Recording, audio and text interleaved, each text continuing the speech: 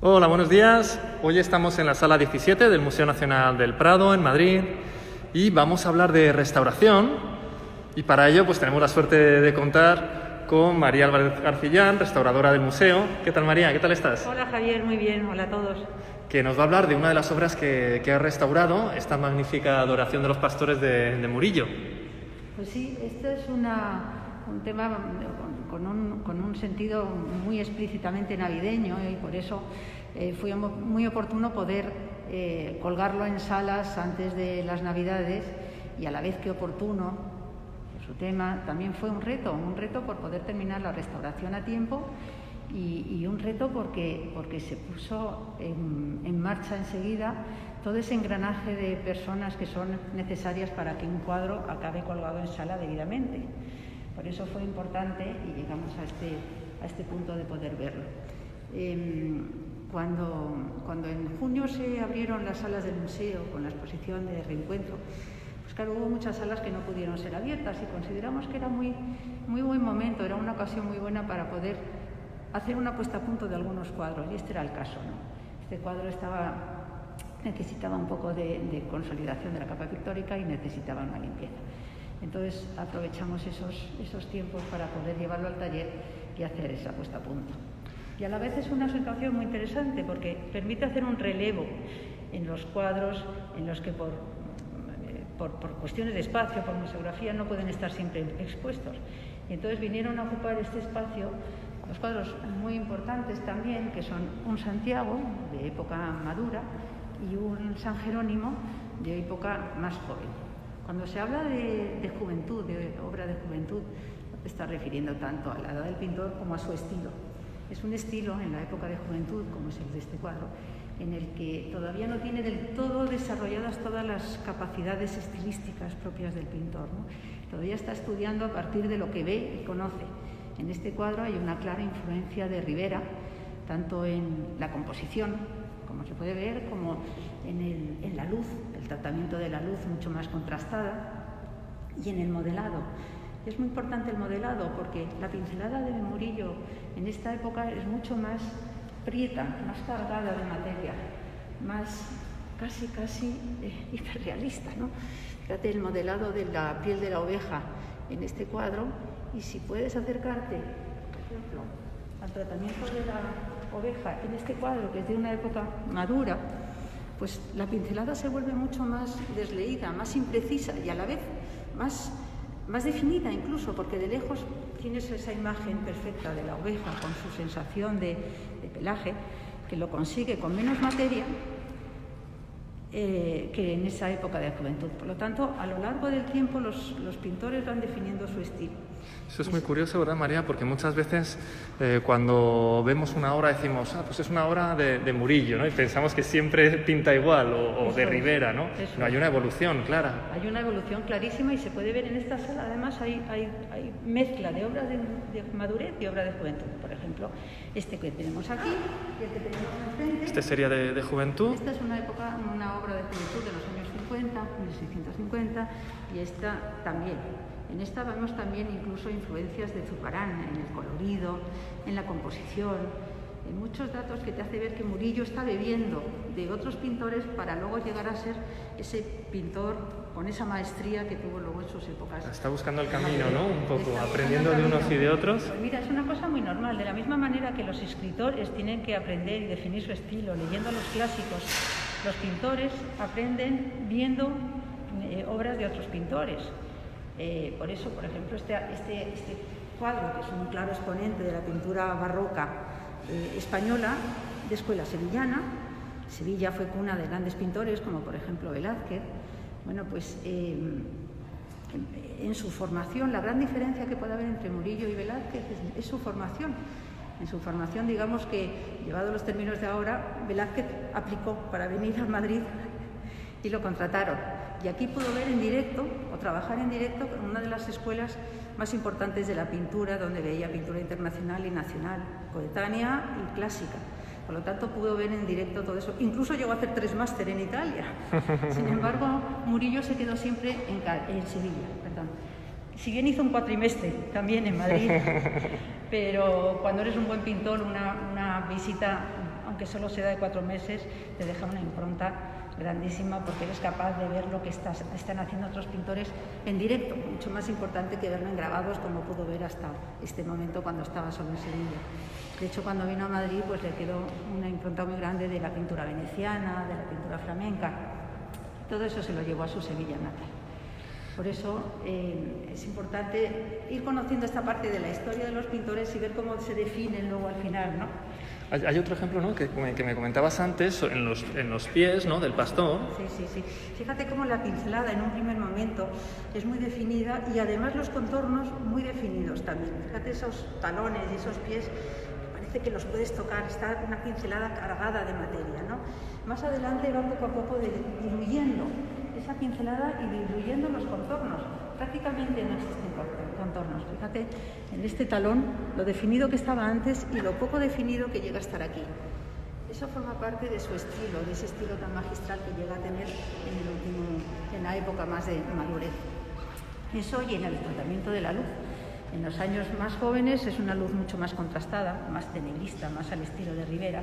Y sin embargo, poco a poco, esas escenas que quedan delimitadas por la luz contrastada... Estos son los años jóvenes, como veis, la luz más contrastada, ¿no? Sí, un foco de luz muy intenso que irradia hacia los alrededores y la escena se queda marcada solamente hasta donde llega la luz.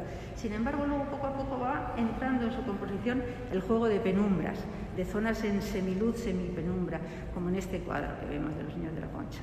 Entonces, es una escena mucho más abierta, más amable, el aire es más etéreo, da sensación de que estás mucho más en escena, más, aunque sean exteriores o interiores, pero la luz llega a todos los lados del cuadro. Aquí había como, Angulo lo definía como torrente de luz divina, ¿no? Murillo pues está siempre muy cercano a lo religioso y a lo Murillo, y esas hacía unas luces, sobre todo en esa primera época, que marcaban claramente los espacios y los personajes.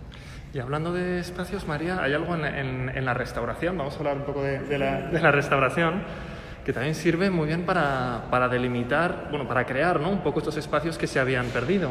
Sí, esto hay que ponerlo en contexto, porque claro, Murillo, a pesar de no moverse mucho de su sitio, llegó a ser un pintor tan conocido que hasta muy entrado el siglo XIX era el pintor más relevante de la pintura española.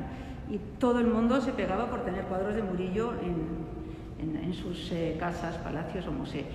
Por eso, una de las cosas que le sucedió a este cuadro es que en ese proyecto que hubo en la época de Napoleón de agrademos al emperador, fue seleccionado, junto con otros 49 cuadros, un grupo de 50 cuadros, para ir a Francia a formar parte del Museo Napoleón. Por lo tanto, ya este cuadro tuvo una serie de cuitas y avatares bastante importantes. Fue adquirido por Carlos III, antes hablábamos de sus orígenes, es Felipe IV, Carlos II, Felipe V. Felipe V empieza a hacer el Palacio Nuevo después del incendio de la Alcázar, Carlos III lo adquiere y lo lleva al Palacio Nuevo. Después se va a Francia y vuelve desde 1819, está expuesto en el Real Museo de Pinturas. Bueno, pues todos esos movimientos, todas esas cuitas dejan una huella indeleble al final en el estado de conservación del cuadro. La materia puede envejecer de manera natural y tranquila y si nadie lo toca es una cosa que es fácilmente recuperable, es un barniz que se puede quitar y tal.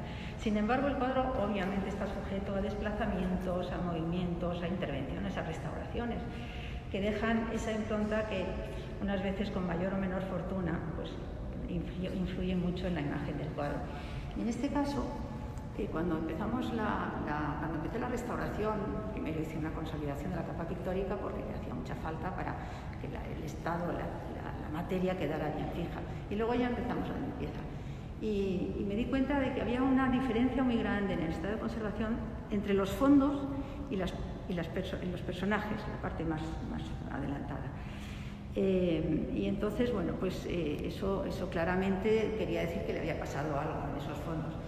Y avanzando en la limpieza, pues me di cuenta que en esa parte de... Esto que estamos enfocando, que podéis ver que es un poco extraño, ¿no?, que hay algo que ha sucedido ahí, que no se sabe muy bien lo que es, pero nos lo va a mostrar ahora María. Bueno, estuve indagando con la ayuda de Javier Cortús, pues pude ver en grabados antiguos, sobre todo en este grabado antiguo, que hay un personaje aquí detrás que no participa en la composición. Es un personaje que no está mirando al niño como miran todos los personajes, el resto de los pastores y personajes del cuadro, y que está un poco detrás, un poco a la manera de otra versión que hizo de esta adoración de los pastores. Sin embargo, si os fijáis, aunque estuviera o no estuviera en penumbra, es un personaje que rompe la escena, ¿no? Al hacer el tratamiento, el estudio infrarrojo, vimos que efectivamente aquí había algo que había desaparecido. A estas alturas todos sabéis lo que es un cambio de composición. Probablemente Murillo, en un primer momento de proceso creativo que pusiera ya ese personaje, pero se dio cuenta de que la intención de que todo el mundo mirara al niño y fuera el reclamo de todas las miradas, quedaba estropeada o quedaba desleída con ese personaje al fondo. Entonces probablemente intentó, directamente lo tapó, como pasa en los caballos de Velázquez y todos sí, los los arrepentimientos, ¿no? Esos cambios. Exactamente, que con el tiempo afloran un poquito, emergen y se transparentan. Entonces probablemente en alguna restauración a lo largo de su vida pues debieron pensar que ese era un personaje que estaba sucio e intentaron sacarlo a la luz. Claro, el resultado no era bueno, obviamente, y entonces tuvieron que volver a ocultarlo. Probablemente en ese proceso arañaran un poco la capa pictórica y dejaran prácticamente la tela a la vista, con una parte de imprimación muy, muy pequeña. Y por tanto... ¿Podemos ver la estampa de antes? Sí. Aquí podéis ver el personaje, que ya no se ve. Ya no se ve, y de hecho, este es un grabado que se hizo pues como 50 años después de que se pintara el cuadro, pero un grabado un poco posterior, 100 años después, o un poco más, ya no se ve. Es decir, que probablemente la intención de Murillo fue directamente hacer una composición como esta, prácticamente piramidal, con todas las miradas centradas en el punto de luz. Si hubiera ese personaje, pues se rompía un poco esa intención. Y por eso, bueno, pues cuando quisieron sacarlo no tuvieron más remedio que dañar un poco la capa pictórica para luego poder repintarlo, digamos, ¿no? Pero bueno, no es relevante eso. Cuando estás restaurando un cuadro y si el pintor es bueno, al final emerge de sus propias cenizas, ¿no? Y en el caso de Murillo yo tengo experiencia de cuadros bastante dañados y en cuanto empiezas a tratarlos con conocimiento de su técnica, vuelven a ser lo que eran, ¿no?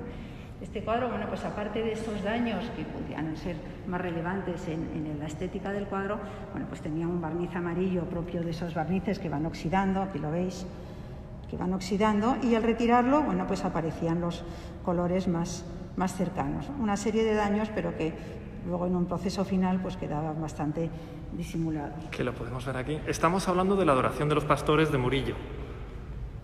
Estamos hablando de la adoración de los pastores de Murillo con un estilo bastante joven, una manera de pintar un poco a la Ribera y además, donde al final... Dime. No, perdona María, lo que comentabas antes también de que se ganaba espacio en las... Eso es. Al final, esto fue una prueba conseguida. Por un lado, porque llegamos a tiempo para que los pastores pudieran venir a adorar al niño antes de Navidad. Y por otro lado, porque conseguimos recuperar esa imagen mucho más cercana a la intención del autor, que es un espacio en oscuridad, pero no tan en oscuridad como antes estaba, que era un fondo prácticamente negro y donde las figuras no resaltaban. Al quitar toda esa pintura no original, ese repinte, betunes y barnices oscuros, se han recuperado unos toques de luz que ves detrás de los personajes. Lo puedes ver detrás de la cabeza del pastor joven o detrás de la cabeza del pastor mayor, que es lo que hace Murillo para conseguir que haya una profundidad de campo, que los personajes estén en un escenario en el que uno parece que se puede mover entre ellos, puede circular. A pesar de ser un cuadro de época de juventud, ya tiene una maestría muy propia que irá evolucionando con el tiempo, en el que el espacio es muy importante. Y aquí, efectivamente, después de la limpieza, hay una profundidad de campo, hay una serie de arquitecturas al fondo que han aparecido, que no se veían prácticamente.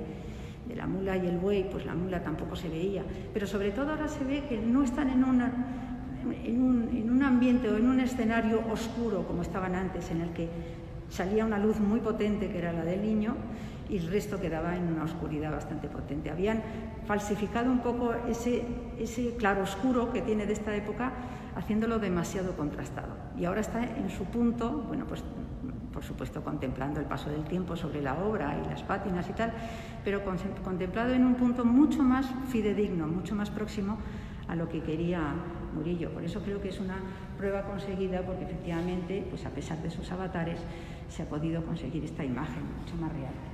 María, pues lo vamos a dejar aquí. Muchísimas gracias. La verdad es que es un placer. Así ya se puede ver la obra de Murillo de otra forma, ¿no? Y cuando vengan... Eso espero. Yo creo que sí, que Murillo es un pintor mucho más desconocido de lo que todos pensamos, porque lo ponemos directamente en las figuritas religiosas, y Murillo tiene un estilo y una manera de pintar que fue una constante en muchos pintores. Hizo escuela, creó una huella muy impactante en la historia de la pintura.